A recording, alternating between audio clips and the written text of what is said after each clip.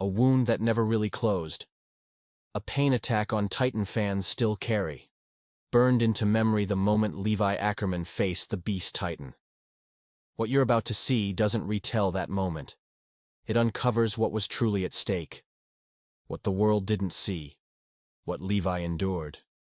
And why that battle changed everything. They called it a massacre. Some said it was divine punishment. Others, vengeance. But Levi's assault wasn't theatrical. It wasn't loud. It was surgical. Relentless. A storm that moved with the silence of someone who's already lost everything. He didn't charge in for glory. He moved because there was no other option. Zeke stood above the battlefield like a god, tossing stones, laughing behind his ideology. The scouts were dying below. Erwin gave the signal, and Levi disappeared into the smoke. What happened next was not a fight.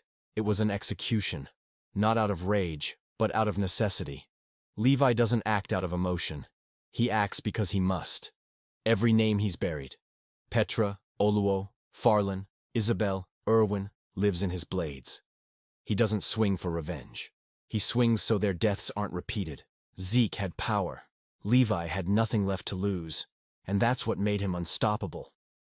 The thing people miss about Levi is that he doesn't fight for himself. He doesn't even fight for victory.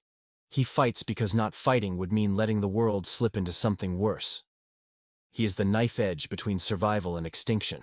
Zeke thought he was playing chess. Levi flipped the board and shattered the pieces. But this wasn't a moment of triumph. It was a collapse. Zeke, for the first time, screamed. Panicked. Terrified. That's when he realized he was never in control. Levi didn't speak. He didn't celebrate. He just kept moving. Because he always does. There's no time to process. No room to feel. Just one more mission. One more body. One more reason to stay alive, even if he no longer wants to. That's the weight Levi carries. Not the kills. The cost. He's not a hero. He's not the one the crowd cheers for. He's the one who walks alone after the battle ends, hands still shaking, heart still broken, eyes still sharp. He doesn't crave recognition. He craves results, however brutal they may be. And that's why this fight matters more than people realize.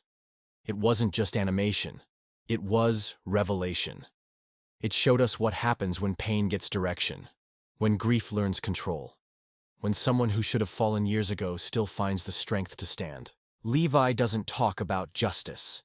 He enacts it, quietly, ruthlessly, and with terrifying clarity. He didn't destroy Zeke to feel powerful. He did it because he knew no one else could. He knew what would happen if he failed. So he didn't. That's what makes him terrifying. Not his skill, but his resolve, his refusal to collapse, his ability to keep moving forward while everything around him burns. This wasn't the final act of a hero. It was the silent duty of a soldier who never asked to survive, who keeps living because someone has to carry the burden. And in the end, that's what sets Levi apart. Not that he won, but that he never gave himself the option to lose.